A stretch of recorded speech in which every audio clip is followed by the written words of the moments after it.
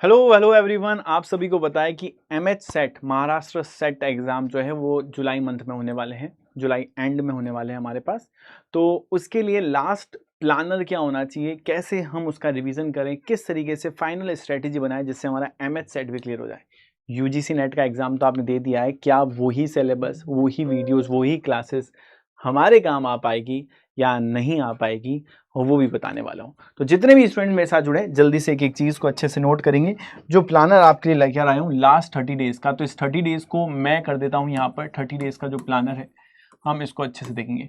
मैंने इसको 3 पार्ट्स में डिवाइड कर दिया है। 1 to 10 डेज स्टार्टिंग के आपको क्या करने हैं, ठीक है। नेक्स्ट अगर हम बात करें तो यहाँ पे हम 11 to 20 डेज तक हम क्या करने वाले हैं, और लास्ट जो डेज हैं 5 to 7 डेज, उसके लिए मैं अलग स्ट्रेटजी आपके साथ शेयर कर रहा हूँ। इसकी अगर हम बात करें तो यहाँ पे आपको फोकस करना है सर पेपर 1 प्लस पेपर 2 जो भी आपका है उन दोनों पे फोकस करना है। रेगुलर बेसिस पे प्रैक्टिस, देखो लास्ट मंथ जो होता है ना वो पूरा प्रैक्टिस का होता है। रेगुलर बेसिस पे आपको 100 से 150 क्वेश्चंस रेगुलर प्रैक्टिस करनी है। आप जितने भी एमसीक्यू कर सकते हो 150, 100 से 150 तक का दायरा लेके चलो, ये रेंज लेके चलो, और आपको इस पर्टिकुलर 100 से 150 का रेंज में आपको रोज सॉल्व करने हैं।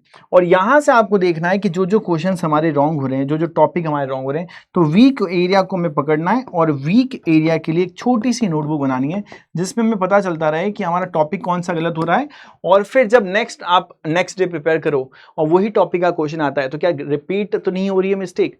तो ये हमें रेगुलर बेसिस पे स्टार्टिंग है 10 दिन तक, तो सारी मिस्टेक्स जो भी होगी 150 क्वेश्चंस के अंदर, 100 क्वेश्चंस में, वो हम पकड़ पाएंगे और वो एकदम सही से सॉल्व कर पाएंगे, है ना। तो ये पॉसिबल हो सकता है। 100 से 150 क्वेश्चन आप रेगुलर करें, बेस्ट तरीके से करें, बेस्ट हो जाएगा यहाँ पर हमारे पास पेपर 1 प्लस पेपर 2। अब बताएं 11 से 20 दिन हम क्या करें। अब यहाँ पे आपको क्या करना है, थोड़ा सा टाइम ड्यूरेशन बढ़ाना है आप लोगों को। अगेन प्रैक्टिस ही करनी है सर, यहाँ पे भी आपको प्रैक्टिस ही करनी है। यहाँ पे आपको एक एरिया फिक्स करना है कि मेरी जो एक्यूरेसी है सर, मेरी जो एक्यूरेसी है वो 85% से लेकर 95% तक जाए। मतलब कि जितने भी मैं क्वेश्चन अटेंड करूं, यहाँ पर हमने मिस्टेक्स को रिमूव कर दिया है ऑलरेडी, हमने सारी चीज़ों को सही कर लिया है।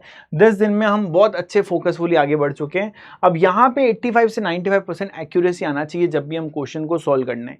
अब यहाँ पे आपको क्या करना है, जो फैक्ट्स होते हैं उनको फोकस करना है। फैक्ट्स पे फोकस करेंगे, कंसेप्ट्स पे फोकस करेंगे जो भी आ रहे हैं हमारे पास। जैसे कि ईयर्स आ रहे हैं तो ईयर्स रिलेटेड आपको क्वेश्चंस याद रखने हैं, ठीक है। सीक्वेंस बेस्ड क्वेश्चन है तो सीक्वेंस का प्रोसेस आपको याद होना चाहिए, ये प्रोसेस होंगे। ऑथर है तो ऑथर के नेम और उसने क्या क्या बुक्स प्रोवाइड किए हैं, क्या क्या उसने थ्योरीज प्रोवाइड की है, वो आपको पता होना चाहिए।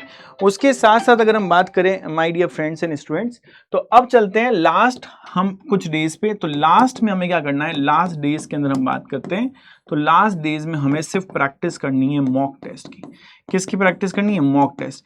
जितने हो सके आपको मैक्स मॉक टेस्ट देने हैं, बट ये याद करो कि each day each mock, each day में हमें 1 मॉक तो देना ही देना है सभी स्टूडेंट्स को। ओके स्टूडेंट्स, तो इस पर्टिकुलर प्रिपरेशन के साथ आप एमएच सेट की प्रिपरेशन कर सकते हैं।